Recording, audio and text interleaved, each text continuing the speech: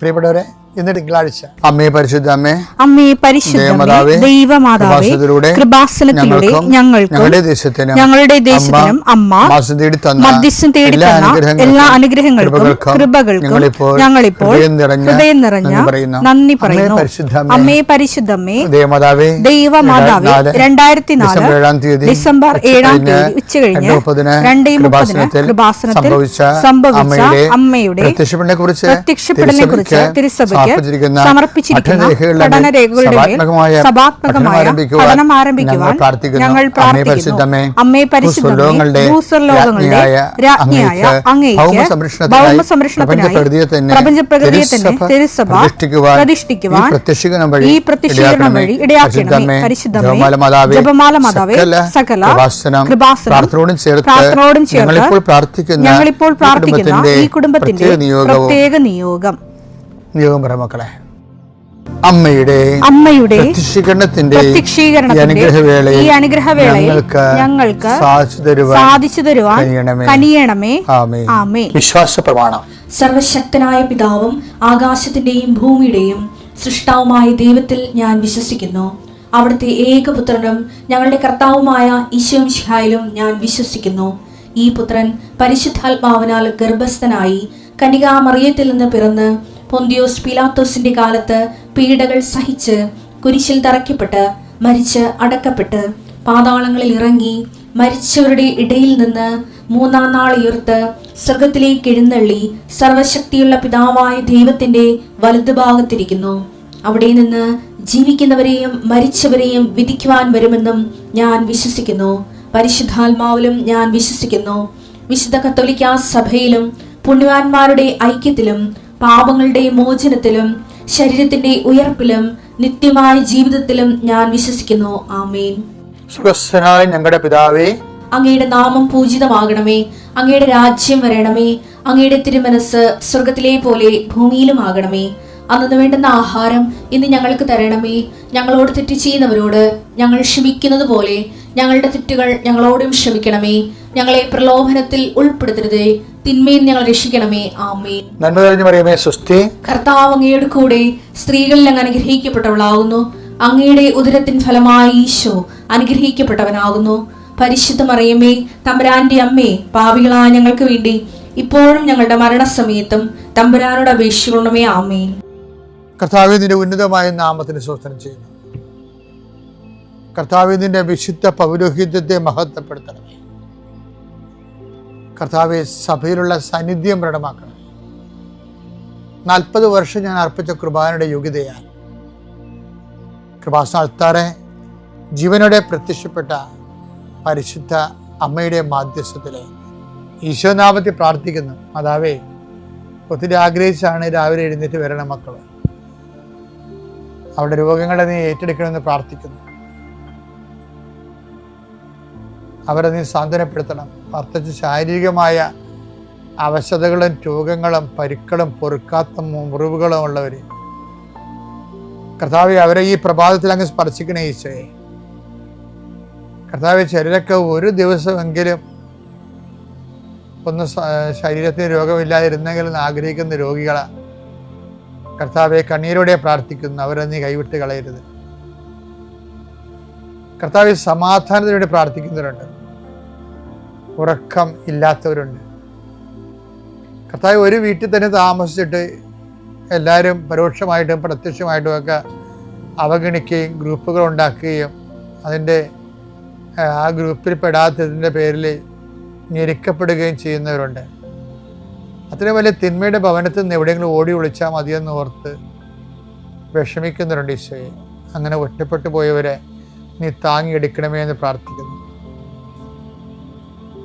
കർത്താവെ, ജപ്തി നടപടികൾ, സാമ്പത്തിക ബാധ്യതകൾ കർത്താവെ ഇറങ്ങിക്കൊടുക്കണമെന്ന് പറഞ്ഞിരിക്കുന്നവർ, പൈസ അടക്കാൻ പറഞ്ഞിരിക്കുന്ന ഡേറ്റുകൾ, പൈസ കൈ തികയാത്തവർ, പൂർണ്ണമായിട്ടും ഇല്ലാത്തവർ, അവരെയൊക്കെ നീ സന്ധിക്കണം. കൃപാസ്ഥാനത്താരെ ജീവനോടെ പ്രത്യക്ഷപ്പെട്ട മാതാവിൻ്റെ മധ്യസ്ഥത്തിൽ ഉടമ്പടിയെടുത്ത് പ്രാർത്ഥിച്ച 10,000-കണക്കിന് മക്കള് നടത്തിയ രാത്രിയും പകലും മഴയത്തും വെയിലത്തും നടത്തിയ പരിശുദ്ധ പ്രവർത്തനത്തിൽ യോഗ്യതയായി കർത്താവെ, കൃപ കുറഞ്ഞിട്ടുള്ള മക്കള് ഈ പ്രാർത്ഥന കൂടുമ്പോൾ അവരുടെ കഴിവ് കൊണ്ടോ സ്വാധീനം കൊണ്ടോ ഇതിന് തീരുമാനം ഉണ്ടാകത്തില്ല എന്ന് അവർക്കറിയാമായിരുന്നിട്ട് ആരും ഞങ്ങളെ സഹായിക്കും, ആരെങ്കിലും കർത്താവ് നീ എന്നെ അയക്കണമേ, ആരെങ്കിലും ഞങ്ങളുടെ കുടുംബത്തിലേക്ക് അയക്കണമേ. ബന്ധുക്കളോ സ്വന്തപ്പെട്ടവരോ ആരും ഇല്ലല്ലോ, ഇടപ്പോക്കാരും കാണുന്നില്ലല്ലോ. ആരെങ്കിലും അയക്കണമേ കർത്താവേ, മാതാവേ, നിന്റെ ദൂതയായി ആരെങ്കിലും ഈ വിഷയത്തിൽ അയക്കണമേ എന്ന് പ്രാർത്ഥിക്കുന്ന മക്കൾക്ക് ഇന്ന് 12 മണിക്കുള്ളിൽ ആളെ കിട്ടാൻ പരിശുദ്ധ ദേവമാതാവിൻ്റെ മധ്യസ്ഥതയിൽ പ്രാർത്ഥിക്കുന്നു. പരീക്ഷ കുഞ്ഞുങ്ങളെ, പരീക്ഷ എഴുതിക്കഴിഞ്ഞവർ, നല്ല റിസൾട്ട് പ്രതീക്ഷിക്കുന്നവർ, കർത്താവ് അവസാനത്തെ പരീക്ഷയ്ക്ക് എഴുതിയിട്ട് ഇനി എഴുതാൻ കാശുമില്ല, എഴുതി പരീക്ഷ എഴുതി നാണം കെട്ടറുണ്ട്. CA പരീക്ഷ പോലെയുള്ള പരീക്ഷകൾ 9ഉം 10ഉം ഒക്കെ എഴുതി അവർക്ക് തന്നെ നിക്കക്കളിയില്ലാതിരിക്കുന്നവരുണ്ട്. അവരെ ഈ ഒറ്റ പ്രാർത്ഥന കൊണ്ട്, അവരുടെ കഴിവല്ല, ഉടമ്പടി പ്രവർത്തിക്കേണ്ട മനുഷ്യൻ്റെ കഴിവിലല്ല, not by merit but by ഗ്രേസിലാണ്. ആ ഗ്രേസിൻ്റെ ശക്തി യേശു ക്രിസ്തുവിൻ്റെ വിശുദ്ധ രക്തത്തിൽ നിന്നാണ് കൃപയുണ്ടാകണമെങ്കിൽ അത് കർത്താവിൻ്റെ സൗജന്യ ദാനമാണെന്ന് മനസ്സിലാക്കിക്കൊണ്ട് കർത്താവിൻ്റെ കൃപയുടെ ശക്തിയാൽ എൻ്റെ എല്ലാ അപാകതകളും, എല്ലാ പരിചയക്കുറവുകളും, എല്ലാ പരാധീനതകളും പോരായ്മകളും യേശുനാമത്തിൽ പരിഹരിക്കപ്പെടുകയും നീ യേശുനാമത്തിൽ സൗഖ്യപ്പെടുകയും യേശുനാമം സമാധാനപ്പെടുകയും ചെയ്യട്ടെ. നിത്യപിതാവും പുത്രനും പരിശുദ്ധാത്മാവായ സർവേശ്വര എന്നേക്കുമേ. എൻ്റെ പ്രിയപ്പെട്ടവരെ, മേരി നീഡ്സ് നോ നറേറ്റീവ്സ്. ഈ ദിവസങ്ങളിൽ എൻ്റെ മനസ്സിൽ വന്ന ഒരു വലിയ ധ്യാനചിന്തയാണ്. Mary needs no narratives. അതായത്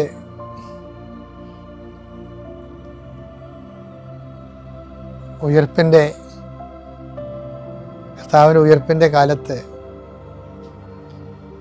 മറ്റ് അപ്പോസ്തലന്മാർ മറ്റേ ശിഷ്യനും അകത്ത് കടന്ന് കണ്ട് വിശ്വസിച്ചു എന്ന് പറയുന്നുണ്ട്. കണ്ട് വിശ്വസിച്ചു. അത് മറ്റേ ശിഷ്യൻ എന്ന് പറഞ്ഞ പത്രോസാണ്. കർത്താവിൻ്റെ ശവക്കല്ലറയിൽ ആദ്യം വന്നത് മേരി മാഗ്ഡലിനാണ്. അവൾ കണ്ട നെറേറ്റീവ് കല്ല് മാറ്റപ്പെട്ടിരിക്കുന്ന കണ്ടു. അപ്പോഴേ അവർ ഓടി, ശിഷ്യന്മാരെ വിളിച്ചുകൊണ്ട് വന്നു. അവരോടി. യോഹന്നാൻ പത്രോസിനേക്കാൾ വേഗം ഓടി. യോഹന്നാൻ കല്ലറ വാതിക്കൽ നിന്നും അകത്തേക്ക് നോക്കി കച്ച ചുരുട്ടി വെച്ചിരിക്കണേ കണ്ടു. അങ്ങനെ എന്തെല്ലാം കാര്യങ്ങളാണ് അവർ കണ്ടത്. മറ്റേ ശിഷ്യനും പിന്നാലെ വന്ന പത്രോസും അകത്ത് പ്രവേശിച്ചു, കണ്ട് വിശ്വസിച്ചു. എന്തൊക്കെ കണ്ട് വിശ്വസിച്ചത്? കച്ച ശിരസ്, കർത്താവിൻ്റെ തലപ്പാവ് മൂലക്ക് ചുരുട്ടി വെച്ചിരിക്കണേ കണ്ടു. കച്ചോടുകൂടി അല്ലാതെ തിരിക്കച്ച മാറിക്കിടക്കണത് കണ്ടു. ഇങ്ങനെ എന്തെല്ലാം കാഴ്ചകളാണ് ഇവർ കാണുന്നത്. യോഹന്നാൻ 20:1 ഞാൻ ആഴ്ചയുടെ ഒന്നാം ദിവസം അതിരാവിലെ ഇരുട്ടായിരിക്കുമ്പോൾ തന്നെ മഗ്ദലേന മറിയം, മേരി മാഗ്ഡലിൻ ശവകുടീരത്തിന്റെ സമീപത്തേക്ക് വന്നു. ശവകുടീരം കാണിക്കാൻ തുടങ്ങി. ശവകുടീരത്തിന്റെ കല്ല് മാറ്റപ്പെട്ടിരിക്കുന്നതായി 2 കാഴ്ചകളായി. ഒന്ന് ശവകുടീരത്തിലേക്ക് വന്നു, ഒന്നാമത്തെ കാഴ്ച കല്ല് മാറ്റപ്പെട്ടിരിക്കുന്നു. രണ്ടാമത്തെ കാഴ്ച ആയി അവൾ കണ്ടു. അവൾ ഉടനെ ഓടി ശിമയോൻ പത്രോസിന്റെയും യേശു സ്നേഹിച്ചിരുന്ന മറ്റേ ശിഷ്യന്റെയും അടുത്തെത്തി പറഞ്ഞു, കർത്താവിനെ അവർ കല്ലറയിൽ നിന്ന് മാറ്റിയിരിക്കുന്നു.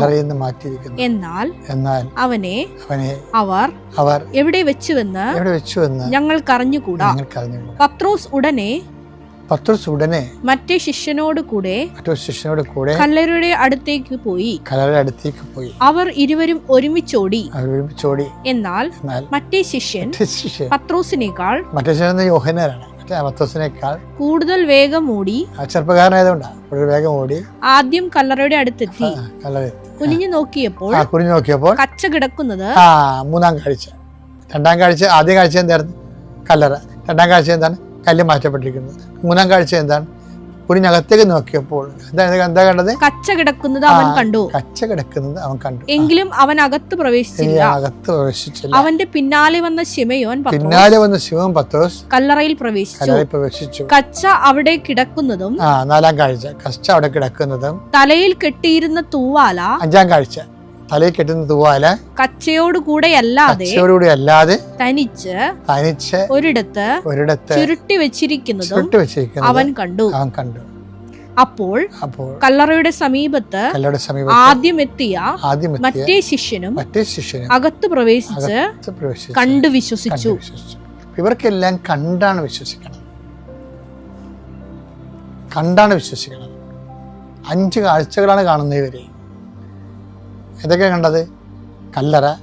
കല്ലറയുടെ കല്ല് മാറ്റിയത്, അകത്ത് കച്ച കിടക്കണത്, പിന്നാലെ വന്ന ശിഷ്യൻ അകത്ത് പ്രവേശിച്ച് കച്ച കിടക്കണത് കണ്ടു, കച്ച ചുരുട്ടി വെച്ചിരിക്കുന്നത് കണ്ടു. അങ്ങനെ 5 കാഴ്ചകളുണ്ട്. അപ്പം കാഴ്ചകളും കാണലുകളുമായിട്ട് ആണ് ഈ ഈസ്റ്റർ നെറേറ്റീവ്സ് പുരോഗമിക്കുന്നത്. അതിനുശേഷം പക്ഷേ ഈ 5 കാഴ്ചകൾ കഴിയുമ്പോഴാണ് മറ്റേ ശിഷ്യനും അകത്ത് പ്രവേശിച്ച് കണ്ട് വിശ്വസിച്ചു എന്ന് പറയും. അപ്പോഴ് ഇനി ഇതിൻ്റെ കൂടെയാണ് നമുക്ക് തോമാസ് ശ്ലീഹായോട് ഈശോ പറഞ്ഞ ഏറ്റവും പ്രധാനപ്പെട്ട വെളിപാട് വായിക്കേണ്ടത്. എന്താണ്? ഇതുപോലെ കണ്ട് വിശ്വസിക്കണതല്ല വിശ്വാസം. ഇതുപോലെ കണ്ട് വിശ്വസിക്കുന്നതല്ല വിശ്വാസം, കാണാതെ വിശ്വസിക്കുന്നതാണ് വിശ്വാസം. ഇപ്പം നമ്മുടെ കുറേ കാലത്തേക്ക് നമ്മുടെ ജീവിതത്തിൽ യാതൊരു അടയാളം കാണത്തില്ല, പ്രാർത്ഥനയ്ക്ക് ഒരു ഉത്തരം കിട്ടത്തില്ല. നമ്മുടെ പ്രാർത്ഥനയ്ക്ക് ഉത്തരം കിട്ടാതിരിക്കുക തന്നെയല്ല, ദൈവസാന്നിധ്യം അല്പം പോലും അനുഭവിക്കത്തില്ല. എങ്കിലും അപ്പോൾ അവശേഷിക്കുന്നതാണ് ശരിക്കും വിശ്വാസം എന്ന് പറയുന്നത്. ഒരു നെറേറ്റീവ്സും ആവശ്യമില്ലാതെ, ഒരു വിഷൻ ആവശ്യമില്ലാതെ, കേവലം ദൈവസ്നേഹത്താൽ പ്രവർത്തന നിരതമായ ഒരു വിശ്വാസമുണ്ട്. 5:6 എന്നാൽ യേശുക്രിസ്തുവിൽ വിശ്വസിക്കുന്നവർക്ക് പരിച്ഛേദനമോ അപരിച്ഛേദനമോ കാര്യമല്ല. സ്നേഹത്തിലൂടെ പ്രവർത്തന നിരതമായ വിശ്വാസമാണ് സുപ്രധാനം. അപ്പോൾ ഒരു അടയാളവും ഇല്ല, അനുഭവമില്ല, അതിശയവുമില്ല, ഒന്നുമില്ല. പക്ഷെ ദൈവസ്നേഹമുള്ളവന് എന്താണ്? ആ സ്നേഹം തന്നെ വിശ്വാസത്തെ പ്രവർത്തന നിരതമാക്കിക്കൊള്ളും. ഇതാണ് മരിയൻ ഫെയ്ത്ത് എന്ന് പറയുന്നത്. അതാണ് മേരി നീഡ്സ് നോ നെറേറ്റീവ്സ് എന്ന് പറയുന്നത്. ഞങ്ങൾക്ക് ഒരു പുസ്തകമുണ്ട്, എന്താ, നമുക്ക് അടയാളമില്ലാത്ത കാലം അമ്മയോടൊപ്പം. അത് അന്ന് എഴുതിയപ്പോൾ ഞാൻ ഉദ്ദേശിച്ചത് ഇത് തന്നെയാണ്. അമ്മ ഒരു അടയാളം, മേരി നീഡ്സ് നോ നെറേറ്റീവ്സ്. ഈ കർത്താവിൻ്റെ പീഡാനുഭവത്തിനെ കുറിച്ച് പറഞ്ഞതിന് ശേഷം കുരിശിൻ്റെ ചുവട്ടിൽ വെച്ച് മാഞ്ഞു പോകുന്ന മറിയം പിന്നെ അമ്മയെ കാണുന്നത് പരിശുദ്ധാത്മാവിനെ സ്വീകരിക്കാൻ അപ്പോസ്തലന്മാരുടെ കൂടെ ഇരുന്ന് പ്രാർത്ഥിക്കുന്നതാണ്. അത്രയുള്ള സമയത്ത് നെറേറ്റീവ്സ് ഒന്നും ഇല്ലാതെ അമ്മ വിശ്വസിക്കുന്നു. മേരി മാഗ്ഡലിനേക്കുള്ള അപ്പോസ്തലന്മാരൊക്കെ മുകളിലാണ് അമ്മയുടെ വിശ്വാസം. ഇതാണ് യഥാർത്ഥ വിശ്വാസം. ഒരടയാളം കാണാത്ത കാലം, പ്രാർത്ഥനയ്ക്ക് ഉത്തരം കിട്ടാത്ത കാലം, സ്നേഹത്താൽ പ്രവർത്തനക്ഷമമായി വിശ്വസിക്കാൻ നമ്മൾക്ക് കഴിയട്ടെ. എൻ്റെ പേര് ബിന്ദു. ഞാൻ തൃശ്ശൂർ അതിരൂപതയിലെ സെൻറ്റ് ജോൺ മരിയവിയാനി ചർച്ച് മാന്നാമംഗലത്ത് നിന്നാണ് വരുന്നത്. ഏറെ നാളത്തിൻ്റെ ആഗ്രഹമായിരുന്നു ഇവിടെ വന്ന് സാക്ഷ്യം പറയാന്നുള്ളത്. അതിനൊരു സമയവും സന്ദർഭവും എൻ്റെ തമ്പുരാൻ എനിക്ക് ഇന്നാണ് ഒരുക്കി തന്നെ. അതിന് ഈശോയ്ക്ക് നന്ദി. ഞാൻ 2021 മെയ് മാസത്തിലാണ് ആദ്യമായിട്ട് ഉടമ്പടി എടുക്കണേ. ഞാനൊരു നേഴ്സാണ്. തൃശ്ശൂർ ജില്ലയിൽ തന്നെ ഒരു ഹോസ്പിറ്റലിലായിരുന്നു ഞാൻ വർക്ക് ചെയ്തുകൊണ്ടിരുന്നത്. അപ്പോൾ എൻ്റെ വലിയ ആഗ്രഹമായിരുന്നു എബ്രോഡ് പോയി വർക്ക് ചെയ്യണം എന്നുള്ളത്. അങ്ങനെ ഞാൻ ദുബായിലേക്ക് ഒരു ഹോസ്പിറ്റലിലേക്ക് അപ്ലൈ ചെയ്തു. അവർ ഇൻ്റർവ്യൂവിന് എന്നെ വിളിച്ചു. ഇൻ്റർവ്യൂ സെലക്റ്റായി. അങ്ങനെ അപ്പോൾ അതിന് കുറച്ച് എക്സ്പെൻസൊക്കെ ഉണ്ടായിരുന്നു അവിടെ ജോലിക്ക് കയറണമെങ്കിൽ. ഏജൻസിക്കാർക്ക് നമ്മളൊരു 2 lakhs ഒക്കെ കൊടുക്കണമായിരുന്നു. പിന്നെ അത് കൂടാണ്ട് വേറെ കുറച്ച് ചിലവുകളുണ്ടായിരുന്നു. അതിന് ഒരു 1 lakhൻ്റെ അടുത്ത്, അങ്ങനെ മൊത്തം ഒരു 3 lakhൻ്റെ അടുത്തൊക്കെ എനിക്ക് ചിലവുണ്ടായിരുന്നു പോകാനായിട്ട്. അപ്പോൾ ഹോസ്പിറ്റലുകാർ തന്നെ എന്നെ വിസിറ്റിംഗ് വിസയിലാണ് അങ്ങോട്ട് കൊണ്ടുപോകണത്. അതിനുശേഷം അവിടെ 3 മാസത്തിൻ്റെ ഉള്ളിൽ MOH എക്സാം ഉണ്ട്, അത് എഴുതി പാസ്സായിട്ടുണ്ടെങ്കിൽ അവർ ജോബ് വിസ ആയിട്ട് കൺവേർട്ട് ചെയ്യും. അങ്ങനെയായിരുന്നു അഗ്രിമെൻറ്റ്. അങ്ങനെ 2020 ഒക്ടോബർ 1 ഞാൻ ദുബായിക്ക് പോയി. അവിടെ ചെന്ന് 3 മാസം ഞാൻ വർക്ക് ചെയ്തു. ആ ടൈമിൽ ഞാൻ MOH പഠിച്ചു, എക്സാം എഴുതി പാസ്സായി. എൻ്റെ വിസിറ്റിംഗ് വിസ ജോബ് വിസ ആയിട്ട് കൺവേർട്ട് ചെയ്യാൻ വേണ്ടിയിട്ട് അവരെന്നെ മെഡിക്കലിന് കൊണ്ടുപോയി. സമയത്ത് ചെസ്റ്റ് എക്സ്റേ എടുത്തു. അതിന് തൊട്ടടുത്ത ദിവസം എന്നെ ഹോസ്പിറ്റലിൽ നിന്ന് വിളിച്ചിട്ട് പറഞ്ഞു, ഇനിയുള്ള 3 ദിവസങ്ങളിൽ രാവിലെ ഭക്ഷണമൊന്നും കഴിക്കാണ്ട് പോയിട്ട് സ്പൂട്ടൺ ടെസ്റ്റ് ചെയ്യണമെന്ന് പറഞ്ഞു. അപ്പോൾ എനിക്ക് എന്തോ ഡൗട്ട് തോന്നി, അത് ചെയ്യണത് TB ഉണ്ടോയെന്ന് അറിയാനാണ്. അപ്പോൾ എനിക്ക് അങ്ങനത്തേതായ സിംറ്റംസ് ഒന്നും ഇല്ല. അപ്പോൾ ഞാൻ അവരോട് ചോദിച്ചു എന്തിനാ അങ്ങനെ ചെയ്യണമെന്ന് ചോദിച്ചപ്പോൾ പറഞ്ഞു, നിൻ്റെ എക്സ്റേയിൽ എന്തോ ഒരു സ്കാർ ഉണ്ട്, അതുകൊണ്ട് ഈ സ്പൂട്ടൺ ടെസ്റ്റ് ചെയ്ത് കൺഫേം ചെയ്യണമെന്ന് പറഞ്ഞു. അങ്ങനെ ഞാൻ 3 ദിവസം സ്പൂട്ടൺ ടെസ്റ്റിന് പോയി. ഫൈനലി ഡിസംബർ 7 അവരെന്നെ ഹോസ്പിറ്റലിൽ നിന്ന് വിളിച്ചിട്ട് പറഞ്ഞു, നിൻ്റെ മെഡിക്കൽ റിപ്പോർട്ട് വന്നിട്ടുണ്ട്, അതിനകത്ത് നീ ഫിറ്റ്നസ് നിനക്ക് കിട്ടിയിട്ടില്ല, TB ഉണ്ടെന്നാണ് റിപ്പോർട്ട് വന്നിരിക്കുന്നത്, അതുകൊണ്ട് ഇനി ഇവിടെ തുടരാൻ പറ്റില്ല, തിരിച്ച് നാട്ടിലേക്ക് പോകണം എന്ന് പറഞ്ഞു. അത് എന്നെ സംബന്ധിച്ചിടത്തോളം ഒരുപാട് സ്വപ്നങ്ങളും പ്രതീക്ഷയായിട്ടാണ് ഞാനിവിടെ നിന്ന് ഇത്രയും പൈസയൊക്കെ മുടക്കി എൻ്റെ ജോലി റിസൈൻ ചെയ്ത് അങ്ങോട്ട് പോകണത്. അപ്പോൾ പെട്ടെന്നൊരു ദിവസം വിളിച്ച് ഇങ്ങനെയൊക്കെ പറയും, എനിക്കത് ഒരിക്കലും അക്സെപ്റ്റ് ചെയ്യാൻ പറ്റാത്തൊരു കാര്യമായിരുന്നു. അപ്പോൾ ഞാൻ അവിടെ വേറെ ഹോസ്പിറ്റലുകളിലും എൻ്റെ ഫ്രണ്ട്സ് അറിയുന്നവരൊക്കെ പറഞ്ഞ് ഞാൻ വേറെ സ്ഥലങ്ങളിലൊക്കെ പോയി എക്സ്റേ ഒക്കെ എടുത്ത് നോക്കി. അപ്പോൾ എൻ്റെ ലങ്സിൻ്റെ അപ്പർ ലോബിൽ കറക്റ്റ് ഒരു സ്കാർ ഉണ്ട്, പക്ഷെ എനിക്ക് TBയുടേതായി യാതൊരു സിംറ്റംസ് ഇല്ല, എനിക്കൊരു ചുമ പോലും ഇല്ല. അങ്ങനെ ഞാൻ എൻ്റെ രീതിയിലൊക്കെ ഞാൻ ശ്രമിച്ച് നോക്കി, പക്ഷെ ഒന്നും നടന്നൊന്നുമില്ല. അവർ ലാസ്റ്റ് ആ ഹോസ്പിറ്റലിൻ്റെ ഓണർ തന്നെ, ഒരു അറബി ആളെന്നെ കൊണ്ടുപോയിട്ട് ബയോമെട്രിക്സ് ഒക്കെ ചെയ്ത് എൻ്റെ പാസ്പോർട്ടിലൊരു ഗ്രീൻ കളറിൽ ഒരു exit seal, UAE exit seal വെച്ചിട്ട് എന്നെ അവർ തന്നെ എയർപോർട്ടിൽ കൊണ്ടുവന്ന് തിരിച്ച് പറഞ്ഞു വിടുകയാണ്. അതായത് ഒരിക്കലും പിന്നെ എനിക്ക് ദുബായിൽ പോയിട്ട് വർക്ക് ചെയ്യാൻ പറ്റില്ല. അങ്ങനെ ഒരു സീൽ വെച്ചിട്ടാണ് എന്നെ അവിടെ നിന്ന് പറഞ്ഞു വിടണേ. അപ്പോൾ എന്നെ സംബന്ധിച്ചിടത്തോളം അതൊരു വളരെ എന്നെ മെൻ്റലി തളർത്തിയൊരു കാര്യമായിരുന്നു. അങ്ങനെ ഞാൻ നാട്ടിൽ തിരിച്ചു വന്നു. എനിക്ക് ജോലി പോയതിലും വിഷമം മറ്റുള്ളവരെ ഫേസ് ചെയ്യാന്നുള്ളതായിരുന്നു. കാരണം എല്ലാവരും എന്നോട് ചോദിക്കുക, എന്തേ ജോലി പോയേ, വേറെ എന്തെങ്കിലും പ്രശ്നമുണ്ടോ, ഇനി പാസ്സാവാണ്ടാണോ, അങ്ങനെ എനിക്ക് ഒരുമാതിരി വിഷമമായിരുന്നു ആ സമയത്ത്. എനിക്ക് ദൈവത്തോട് തന്നെ സത്യം പറയാലും എനിക്ക് ദേഷ്യമായിരുന്നു, എന്തിനാ എന്നെ പിന്നെ അങ്ങോട്ട് കൊണ്ടുപോയി, അങ്ങനെയാണെങ്കിൽ നാട്ടിൽ തന്നെ നിർത്തിയാൽ പോരായിരുന്നു എന്നുള്ളൊരു ചോദ്യമായിരുന്നു എൻ്റെ മനസ്സിൽ. അങ്ങനെ ഞാൻ 1 മാസം എൻ്റെ വീടിനകത്ത് തന്നെ ഇരുന്നു. ഞാൻ പള്ളിയിലൊന്നും പോയില്ല, പ്രാർത്ഥിച്ചില്ല, ഒന്നും ചെയ്തില്ല. എന്നിട്ട് അപ്പോൾ ആ സമയത്ത് എൻ്റെ ഹസ്ബൻഡിൻ്റെ മമ്മിയുണ്ട്, ആളെപ്പോഴും TV ഉടമ്പടി ധ്യാനം കൂടുമായിരുന്നു. അപ്പോൾ മമ്മി ഞങ്ങളോട് ഇങ്ങനെ പറയായിരുന്നു ഉടമ്പടി എടുക്കണ കാര്യമൊക്കെ, പക്ഷെ ഞങ്ങളത് അത്ര ഗൗരവമാക്കി എടുത്തിട്ടുണ്ടായിരുന്നില്ല. അങ്ങനെ പിന്നെ ഞാനും എൻ്റെ ഹസ്ബൻഡും കൂടി ഒരു ധ്യാനത്തിന് പോയി. വീണ്ടും എനിക്ക് പ്രാർത്ഥിക്കണം എന്നൊക്കെ എനിക്ക് തോന്നി തുടങ്ങി. അങ്ങനെ ഞാൻ വീണ്ടും പ്രാർത്ഥിച്ച് ഞങ്ങളൊരു ഡിസിഷൻ എടുത്തു, എന്തായാലും പുറത്ത് പോകണം, അതെൻ്റെ വലിയൊരു ആഗ്രഹം തന്നെയാണ്. അപ്പോൾ അങ്ങനെ തോറ്റു കൊടുക്കണ്ട, നമുക്ക് OET പഠിക്കാമെന്നുള്ളൊരു ഓപ്ഷനിലേക്ക് എത്തി. അങ്ങനെ ഞാൻ OET പഠിക്കാൻ ജോയിൻ ചെയ്തു. അപ്പോൾ അവിടെയുള്ള എൻ്റെ ഫ്രണ്ട്സ് ഒരു ദിവസം അങ്ങനെ പറയുകയാണ്, അവർ കൃപാസനത്തേക്ക് പോകുന്നുണ്ടെന്ന് പറഞ്ഞു. അപ്പം ഞാൻ അവരോട് പറഞ്ഞു ഞാനും ഉണ്ട് എന്ന് പറഞ്ഞിട്ട് അവരുടെ കൂടെ ഞാനും കൂടി ഇവിടെ ആദ്യമായിട്ട് വരണത് അന്ന് മെയ് മാസത്തിൽ 2021. അങ്ങനെ ഇവിടെ വന്ന് ഉടമ്പടി എടുത്തു. അപ്പം എൻ്റെ മനസ്സിൽ ഇവിടെ എനിക്ക് ഒന്നും അറിയില്ല ഉടമ്പടീനെ പറ്റിയിട്ട്. ഇവിടെ വന്നതിന് ശേഷം ക്ലാസ്സൊക്കെ ഇട്ടാണ് അത് എന്താണെന്ന് തന്നെ മനസ്സിലായേ. അങ്ങനെ ഞാൻ ആദ്യത്തെ നിയോഗം എഴുതി. 2020 ഡിസംബർ 7 എന്നെ UAE എന്ന് പറഞ്ഞു വിടണേ, എൻ്റെ ജോലി പോയിന്ന് ഞാൻ അറിയണേ. 2021 ഡിസംബർ 7 മുമ്പ് എനിക്ക് ഞാൻ എന്തെങ്കിലും ഒരു ജോബിലെത്തി, അല്ലെങ്കിൽ അറ്റ്ലീസ്റ്റ് അതിനുള്ള എന്തെങ്കിലും ഒരു വഴി നീ എനിക്ക് കാണിച്ച് തന്നേ പറ്റൂന്നായിരുന്നു എൻ്റെ ആദ്യത്തെ നിയോഗം. അങ്ങനെ ഞാൻ ഉടമ്പടിയിലെ കാര്യങ്ങളൊക്കെ ചെയ്തു. പത്രമൊക്കെ ഞാൻ പള്ളിയിൽ മാത്രം കൊടുക്കാണ്ട് അച്ഛനോട് എപ്പോഴും പറയണ പോലെ തന്നെ ഞാൻ ബസ് സ്റ്റോപ്പിൽ പിന്നെ ഓട്ടോ സ്റ്റാൻഡിലൊക്കെ കൊണ്ടുപോയിട്ട് എനിക്കറിയാത്ത ഒരുപാട് ആൾക്കാർക്ക് ഞാൻ പത്രമൊക്കെ കൊടുത്തു. എൻ്റെ ഫ്രണ്ട്സിനോട് ഞാൻ കൃപാസനത്തിനെ പറ്റി, മാതാവിൻ്റെ പ്രത്യക്ഷീകരണത്തിനെ പറ്റിയൊക്കെ പറഞ്ഞു കൊടുത്തു എനിക്കറിയുന്ന രീതിയിൽ. എന്നെ കളിയാക്കിയവരൊക്കെ ഉണ്ട് ആ സമയത്ത്, ഇതാണോ നിൻ്റെ വിശ്വാസം എന്നൊക്കെ ചോദിച്ചിട്ട്. പക്ഷേ എനിക്ക് അവരോട് തിരിച്ച് ഒരുപാട് എക്സ്പ്ലെയിൻ ചെയ്യണമെന്ന് അറിയില്ലായിരുന്നു. എന്നാലും എന്നാൽ കഴിയുന്ന വിധത്തിൽ ഞാൻ അവർക്ക് കൃപാസനത്തിലെ സാക്ഷ്യങ്ങളൊക്കെ ഷെയർ ചെയ്ത് കൊടുത്തും അല്ലാണ്ട് ഞാൻ അവരോട് പറഞ്ഞു. അങ്ങനെ ഞാൻ നന്നായി പ്രാർത്ഥിച്ചു ആ സമയത്ത്. എൻ്റെ ജീവിതത്തിൽ ഏറ്റവും കൂടുതൽ ഞാൻ പ്രാർത്ഥിച്ചിരിക്കുന്നത് ഈ ഉടമ്പടിക്ക് ശേഷം തന്നെയാണ്. ഒരു ദിവസത്തിൽ ഞാൻ എന്നെക്കൊണ്ടാകുന്ന വിധത്തിൽ 3 ജപമാലയൊക്കെ ചൊല്ലി മുട്ടുമെന്ന് രാവിലെ നേരത്തെ എണീറ്റ് ഞാൻ പ്രത്യക്ഷീകരണ പ്രാർത്ഥന മുട്ടുമെന്ന് ചൊല്ലി ഞാൻ ദൈവത്തോട് ഇത്ര ഞാൻ പറഞ്ഞോളൂ, എനിക്ക് OET സ്വന്തമായി പഠിച്ച് പാസ്സാവാനുള്ള കഴിവൊന്നും എനിക്കില്ല, അതിനുള്ളൊരു ടാലൻറ്റ് എനിക്കില്ല എന്ന് തന്നെ ഞാൻ വിശ്വസിക്കണേ. നിൻ്റെ കൃപ കൊണ്ട് ഞാൻ പാസ്സാവാണെങ്കിലേ ഉള്ളൂ.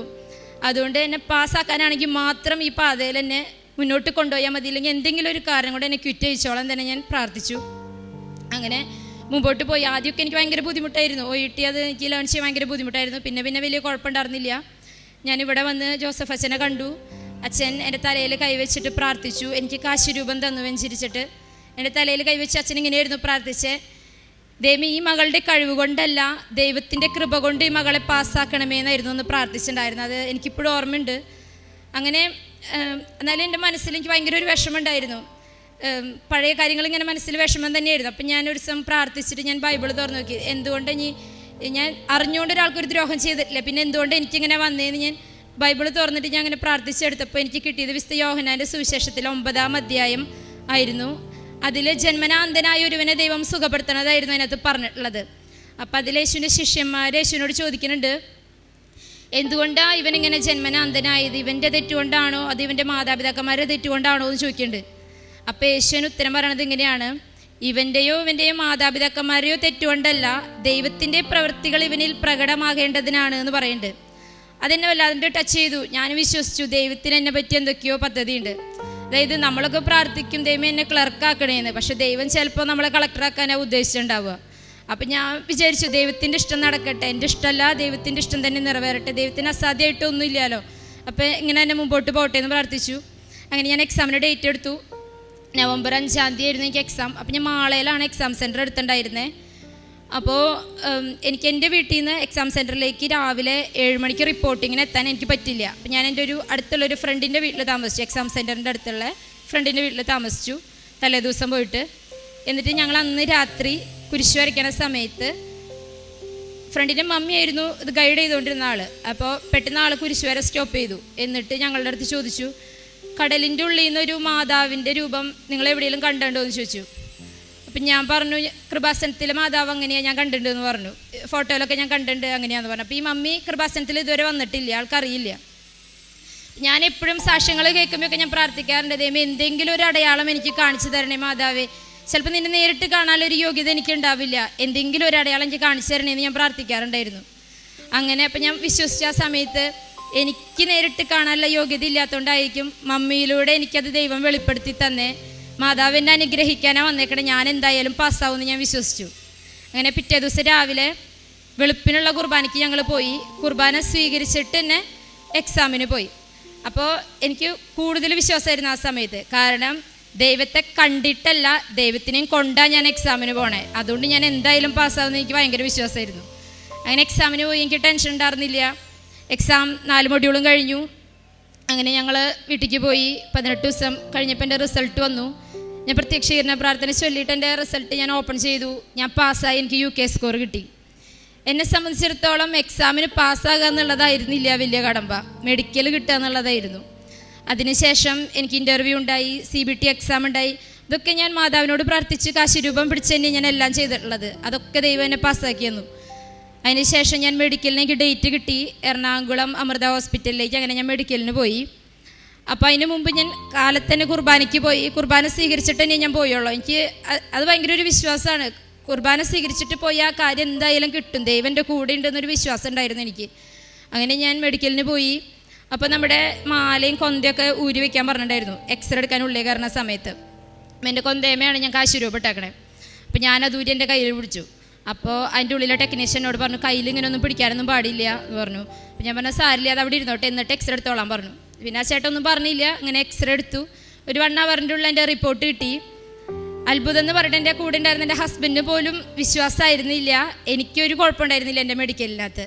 ഫിറ്റ്നസ് കിട്ടി, ക്ലിയർ നോർമൽ ചെസ്റ്റ് എക്സ്റേ എന്നാണ് എൻ്റെ റിപ്പോർട്ട് വന്നത്. ഇതിനകത്ത് ഞാൻ പറയാൻ വിട്ടുപോയൊരു കാര്യം എന്ന് വെച്ചാൽ, ഞാൻ ദുബായിൽ നിന്ന് തിരിച്ചു വന്ന സമയത്ത് ഞാൻ നാട്ടിൽ വന്നിട്ടൊരു TB സ്പെഷ്യലിസ്റ്റ് ഡോക്ടറിനെ കണ്ടിട്ടുണ്ടായിരുന്നു അമല ഹോസ്പിറ്റലിലെ. ആ ഡോക്ടർ എന്നിട്ട് എൻ്റെ ചെസ്റ്റ് എക്സ്റേ എടുത്തു. അപ്പോൾ സ്കാർ അവിടെ ഉണ്ട്. അപ്പോൾ എന്നോട് പറഞ്ഞു CT സ്കാൻ ചെയ്യാൻ പറഞ്ഞു. CT സ്കാൻ ചെയ്തു. അതിനകത്ത് അന്ന് എനിക്ക് കിട്ടിയ റിപ്പോർട്ട് ഇങ്ങനെയായിരുന്നു, permanent scar in right upper lobe എന്നായിരുന്നു വന്നിട്ടുണ്ടായിരുന്നത്. അത് പെർമനൻ്റ് ആണ്, ഒരിക്കലും അത് പോവില്ല എന്നാണ് ആ ഡോക്ടർ അന്ന് എൻ്റെ അടുത്ത് പറഞ്ഞിട്ടുണ്ടായിരുന്നത്. അപ്പോൾ ഇനിയൊരു ഓപ്ഷൻ വേണമെങ്കിൽ ബ്രോങ്കോസ്കോപ്പി ചെയ്ത് നോക്കാം, എന്നിട്ട് ടിഷ്യൂ എടുത്ത് ടെസ്റ്റ് ചെയ്തിട്ട് അത് TB തന്നെയാണെന്ന് കൺഫേം ചെയ്യാമെന്നാണ് പറഞ്ഞത്. ഞാൻ ബ്രോങ്കോസ്കോപ്പിക്കൊന്നും പോയില്ല പേടിച്ചിട്ട്.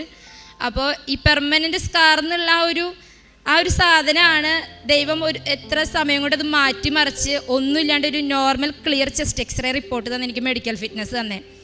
അത് എൻ്റെ ജീവിതകാലം മുഴുവൻ എനിക്ക് ആരോടും എത്ര ധൈര്യമായിട്ടും പറയാൻ പറ്റുന്ന ഒരു വലിയ സാക്ഷിയത്. അതിനുശേഷം പിന്നെയും വെല്ലുവിളികൾ എൻ്റെ മുമ്പിലുണ്ടായിരുന്നു. എൻ്റെ വിസ അടിച്ച് കിട്ടണം. ഓൾറെഡി എൻ്റെ പാസ്പോർട്ടിൽ UAE എക്സിറ്റ് സീൽ വെച്ചിട്ടുണ്ട് ഗ്രീൻ കളറിൽ. അപ്പോൾ ഇനി എൻ്റെ വിസയ്ക്ക് അപ്ലൈ ചെയ്യുമ്പോൾ അത് റിജക്ഷൻ ആവുമോ എന്നുള്ളത് വലിയൊരു ക്വസ്റ്റ്യൻ മാർക്കായിരുന്നു ഞങ്ങളുടെ മുമ്പിൽ. അങ്ങനെ വിസയ്ക്ക് വെച്ചു. ഞാൻ പ്രത്യക്ഷീകരണ പ്രാർത്ഥന മുടങ്ങാണ്ട് ചൊല്ലി പ്രാർത്ഥിച്ചു, മാതാവിനോട് പ്രാർത്ഥിച്ചു. അങ്ങനെ എൻ്റെ വിസ വന്നു, ടിക്കറ്റ് വന്നു.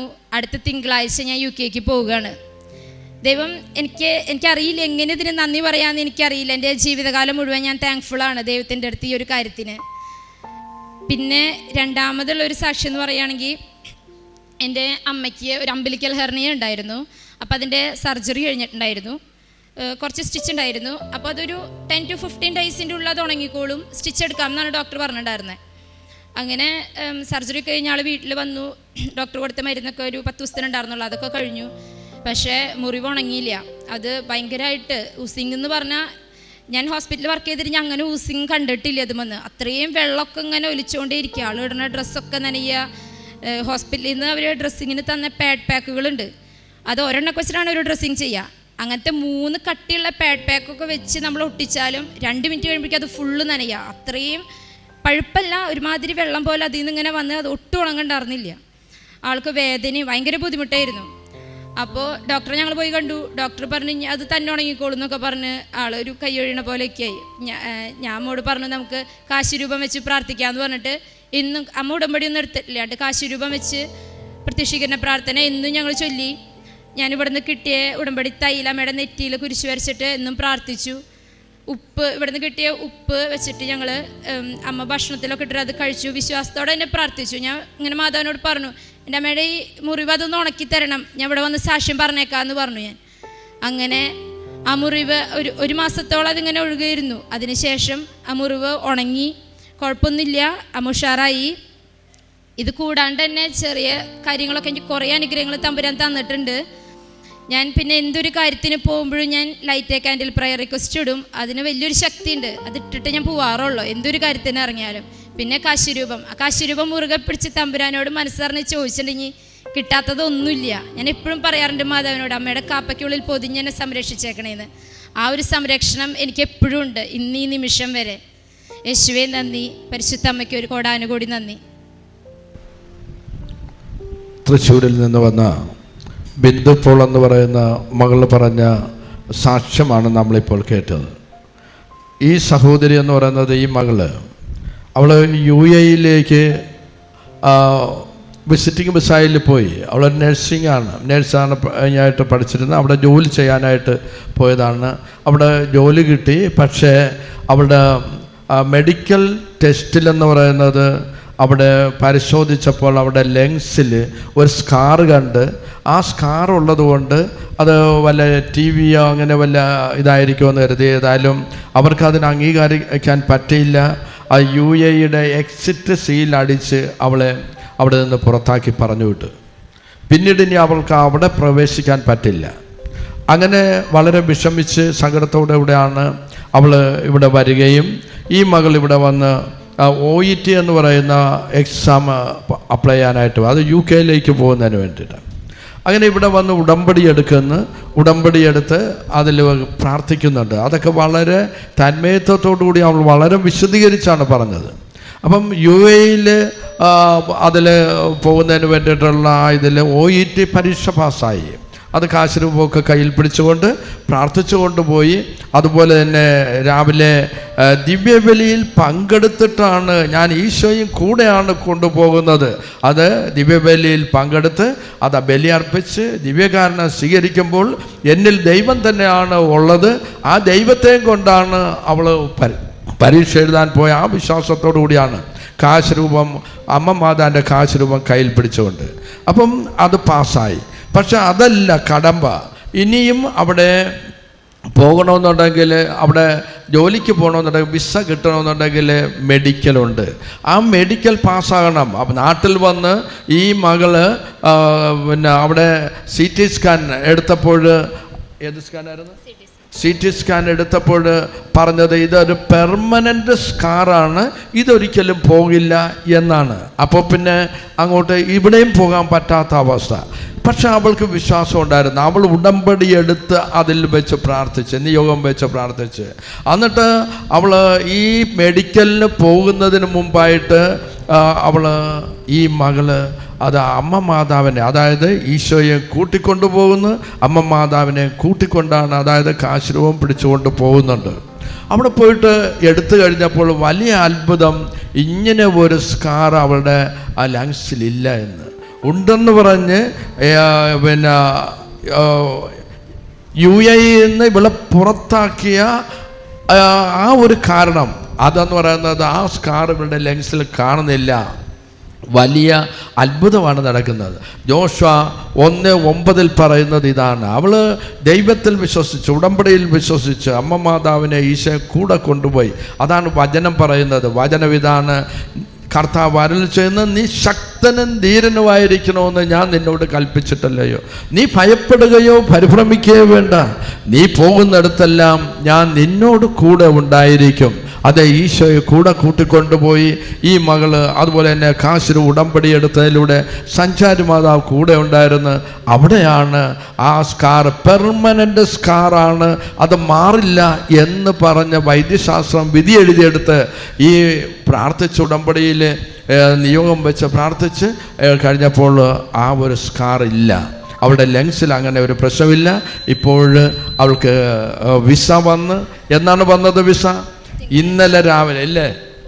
വിസ വന്നിട്ട് കുറച്ച് പിന്നെന്താണ്? തിങ്കളാഴ്ച പോവുകയാണ്. അതായത് വിസ വന്ന് ടിക്കറ്റ് എല്ലാം റെഡിയായി തിങ്കളാഴ്ച അവൾ കയറിപ്പോവുകയാണ്. ഇതാണ് ഇവർക്ക് കിട്ടിയ വലിയ അനുഗ്രഹവും അത്ഭുതവും. അതായത് ഉടമ്പടിയെടുത്ത് പ്രാർത്ഥിക്കുന്നതിലൂടെ കിട്ടുന്നത് ഇതേപോലുള്ള വലിയ വലിയ അത്ഭുതങ്ങളും അടയാളങ്ങളും ഒരു ജീവിതം തന്നെയാണ് ഇവൾക്ക് തിരിച്ചു കിട്ടിയത്. അതുകൊണ്ട് നമുക്ക് നന്ദി പറഞ്ഞുകൊണ്ട് അമ്മ മാതാവിനെ, ഈശോയെ മഹത്വപ്പെടുത്തിക്കൊണ്ട് നമുക്ക് ശക്തമായി കരങ്ങളടിക്കാം. യേശുവേ നന്ദി, യേശുവേ സ്തുതി, യേശുവേ സ്തോത്രം.